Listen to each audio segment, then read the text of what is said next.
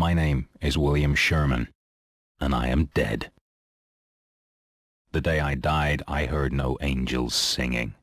There was no bright light, no merciful God, no heaven, only incredible pain and never-ending darkness.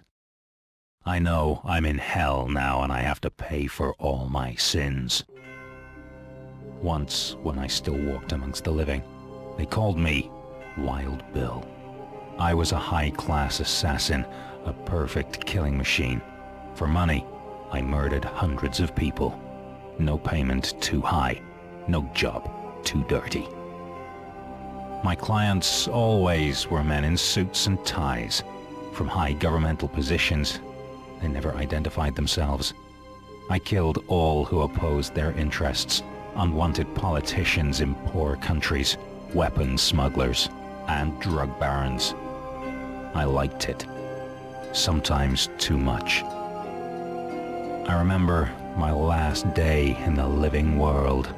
I'd just another job to do, another country, another city, another target. Since the first briefing for that mission, I had a very bad feeling. I knew something wrong would happen, something very wrong. But the payment was good, easy to do, no problem for a professional. It happened in the shadow of a cathedral. No coincidence, I'm sure. There it was, the place where evil men should die. There I waited for the bing bang. The car, a deadly trap. The night before, I mounted C4 to the bottom side. The wiring was simple. Wouldn't be my first barbecue. There they were, the mobsters. Stereotyped gangsters, too much gel in their hair, shiny cufflinks, ridiculous shades. Their crimes were the usual stuff. Corruption, money laundering, drug dealing, and dozens of murders. But all that didn't piss off my client. He wanted me to knock their lights out because the mobster family interfered with him in a construction deal. Several millions worth. It's always all about the money. Greed is one of the deadly sins, so they say. Everything seemed to go well. They got into the car at the right time. I was sure I'd accomplished my mission. But then, I heard the sound. I saw the bus, just turning into the street, driving directly into the explosion range. This wasn't part of the plan. This was all a horrible mistake. Immediately I knew I had to do something. I could see the driver, all the passengers in the bus, men and women, children, all civilians, all dead very soon if I would just let it happen. By all costs, I had to prevent a massacre. The bomb was ticking. Nothing could stop it anymore. I had only a few seconds left before the mobster's car and everything around would blow up in a big explosion. I ran onto the street.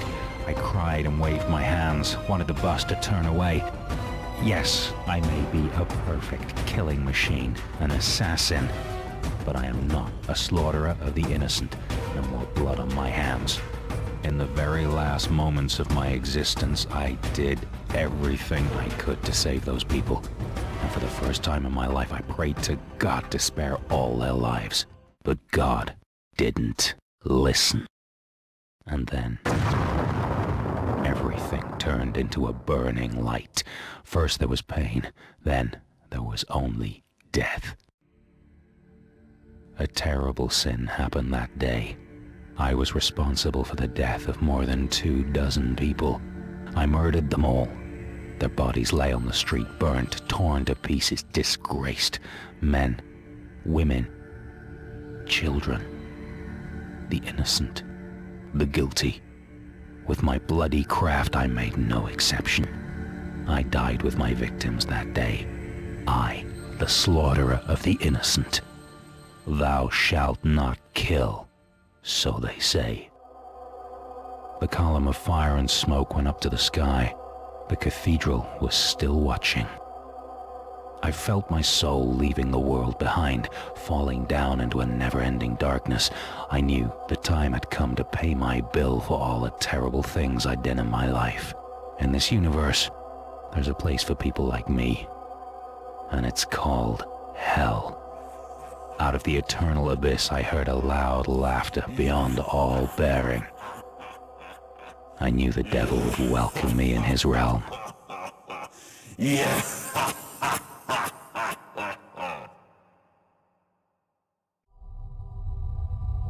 Dead and gone. I slew the fat beast, now lying before me in its own blood and ash. Seemed to be some kind of special demon. I want to get out of here. How many more horrors I have to confront in this place? How many more dreadful beings I have to kill? Is there any hope for me? Suddenly, a feeling of pure fear overwhelms me. With a burning chill, a terrible presence is coming up to me. A giant black shadow darkens the sky. I can barely move. An unholy power possesses my limbs. Does the devil himself finally make his appearance? The gaze of the winged horror makes my soul scream. Is this the face of my ultimate doom? Impressive, dead soul. Quite impressive. The thundering voice is hardly bearable. I am Astaroth, the third general of Lucifer's army. I command 40 legions of hell. You just destroyed Ammon, one of my most humble servants. He was a great warrior. Now, speak, lost soul of men. Tell me your name, and why are you fighting so well against me? At least he's not the devil himself. You can call me Bill. I'm not here to fight against anyone or anything unless I have to. Your precious demon got in my way to find a possibility of leaving this infernal place, so I taught him the basics of mortality. Unlucky for him, he learned very quickly. Every word I can speak freely. Not that powerful, this guy, I guess. You almost made me laugh, little soul. I always have a need for talented killers in my army. Guess what? A new vacancy happened to come up for you. Go on with your killing in this realm. But from now on, do it for me. Collect souls for my purpose, and I may help you find a way back to the world of the living.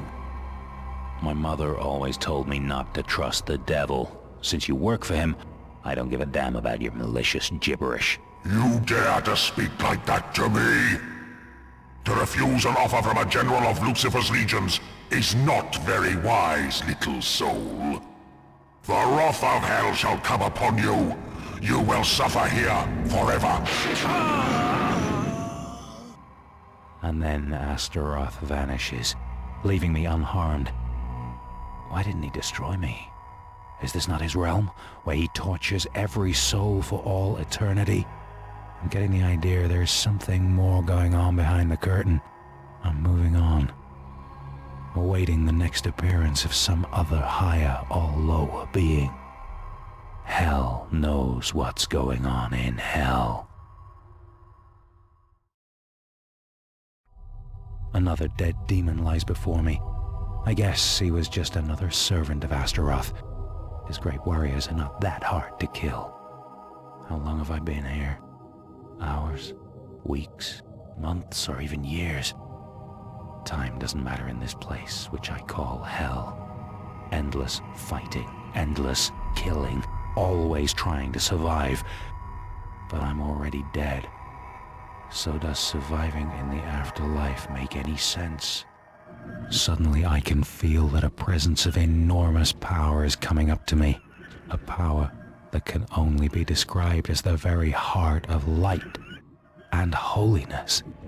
Powerful and holy, yes, though the winged being casts a black shadow. An angel, no doubt about that. But what is he doing here, and why is he revealing himself to me? I greet you, Bill. His voice pierces my soul like a singing sword. I am Ramiel, Thunder of God and Lord of Purgatory, which is, after all, the realm where you are now. You are not condemned to suffer in hell forever. No, this is a place of hope. Here the sins of every dead soul will be washed away in the cleansing fires until they finally ascend to heaven. Now, tell me, why are you fighting so bravely against the legions of the devil? Well, I'm not in hell. A good start. I just want to get out of here. Destroying evil weirdos that are attacking me all the time seems to be inevitably on my path. But I don't get it. This isn't hell, okay, but for a place of hope, doesn't your so-called purgatory look quite shabby? War found its way to purgatory, and with the war, shadow and darkness blotted out God's light. The legions of Lucifer under Astaroth's command are invading this realm to steal out souls to strengthen the infernal army. That cannot be allowed. The forces of heaven are struggling to fight the demons back. You, as a human, know more about war and killing than we angels do. Will you help me? I could do so, but... You will be greatly rewarded. You will be freed from your sins, and I will send you back to the world of the living. Is that a promise? In the name of the Golden Throne, I swear to you. Destroy Astaroth and all his minions, and we shall meet again. I am counting on you, Bill. Heaven is on your side. And then Ramiel vanishes in the sky. So, I'm now fighting for the good guys. Works for me. At least, I think I can trust an angel. I'm moving on, hoping that all this shit here in purgatory will be over soon. Until my day of redemption, I'll do what I'm best at. Killing the bad guys. I'm walking through the realm of purgatory, on and on. When does it end? When am I done here? Demons and angels have spoken to me. Will heaven or hell end my suffering? A new visit. Surely this being also wants to enlighten me with some chit-chat. I'm getting tired of all the coming and going of divine guys. Hello, Bill. Okay. At least this side is not that bad. I think I'll listen to her for some time. I am one of the Eliahim. In the name of God, my kin guides the soul of men through this place, and after their redemption, we escort them to heaven. I am here to help and to warn you. Ramiel betrayed heaven. He and Astaroth want to rule purgatory. Do not believe any of their words. The angel will never help you. He will never send you back to Earth. Exactly what I like to hear. More good news. I can't believe this. I always thought life on Earth is chaotic, but even in heaven, or in your so-called purgatory, the top dogs are corrupt warmongers who devastate the land for their own advantage, leaving desperate souls behind. The only honest guys seem to be the horned ones, because you know right from the beginning every word they say is a lie. I understand your anger, Bill, but with faith in God's will, you can achieve what you seek. If I could share her optimism. So what? I'm all alone here, as far as I can tell. I don't think I have the power to fight demons and angels at the same time. No offense, but with your pretty face alone, no war will be won. Do not despair. I shall give you a gift from the Golden Throne. For this is the power that banished the Lightbringer, that destroyed the great Leviathan and broke the mighty Behemoth. Feels like a damn good shower. There she goes again. And now, still not sure what or whom I shall believe. No convincing epiphanies in the afterlife. On the other hand, let's clean up purgatory. Finally, angel and demon show their true faces to me. Welcome, Bill. The lords of purgatory greet you. Ramiel is making common cause with Astaroth. I am not surprised, not at all. Now, little soul, we meet again. This time, I will crush you once and for all. I ignore his meaningless warning. So it is true. You are playing your game together. From the very beginning, you both talked shit to me, and obviously Ramiel became just another member of Lucifer's party gang. Well, Bill, for some time we thought we could use you as a simple tool for our purposes. But as always, you puny humans fail serving the higher powers. I never served one of you. You both are nothing more than mean liars who think they can do everything just because of the big wings on their back. I'll show you how a little soul deals with the mighty. You hairless apes never paid any respect to us. There is no God for you now. No heaven, no hell. Only oblivion eternal awaits you. After we have finished with you, your very existence will be vanished forever. Let's Get it over with, you winged bastards.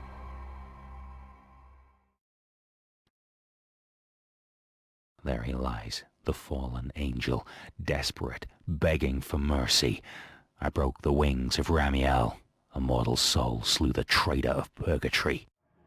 Still, though all the things he did to me, he may be my only possibility to return to Earth, to live a life again. No, do not dare to destroy me, lost soul of men. I, the Thunder of God, Lord of Purgatory, shall not vanish from this plane. In the name of the Golden Throne, Ah, cut that shit. Let's talk plain, winged bitch. You promised me salvation. It was a lot. Now speak. Why shouldn't I just dismember you into bloody pieces? I told you. I know what you seek. I can give it to you. Go on then, and don't you dare bore me again. Spare me, and I will send you back. You will live again as a mortal being. A second chance for your existence. And more than that, I will give you the possibility to prevent your greatest sin. I must admit he has got a point. But shall I trust his words now? I see no other power that would help me. So be it, angel. It shall be done. Suddenly, there is only darkness and pain. The angel, purgatory, all is vanished and gone. Hardly to describe, but it seems I can sense eternity in a split second. And then, I'm standing again on the ground. I can feel my body. My heart is pounding. I can taste air. I am back in the world again. I am alive. Ramiel didn't betray me. He kept his promise. There, the cathedral. I returned to the right place. I hear a sound. Oh God, no, not that sound. The bus is turning into the street, directly into the explosion range of the mobster's car. It's all happening again. Is there anything I can do now? I see the driver, all the passengers in the bus, men and women, children, all civilians, all dead very soon. In a few seconds, they will all die in a massacre. The bomb is ticking. Nothing can stop it anymore. Everything will blow up in that big explosion again. I run on the street. I cry and wave my hands. The bus has to turn away this time. There may be at least one little chance that I can prevent it. I don't want to commit my greatest sin once again. No, I will not fail this time. Oh, please, dear God, spare the lives of all the innocent in that bus. Don't let it happen, dear God, I beg you. But God never listens.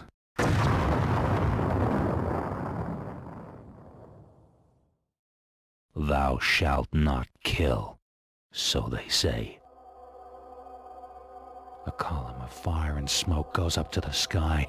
The cathedral is still watching. I am dead and gone. I feel my soul leaving the world behind, falling down into a never-ending darkness. The angel Ramiel has betrayed me. I never had a chance. Out of the eternal abyss I hear a loud laughter beyond all bearing. I know the devil will welcome me in his realm. And this time I will suffer in hell forever. Yeah.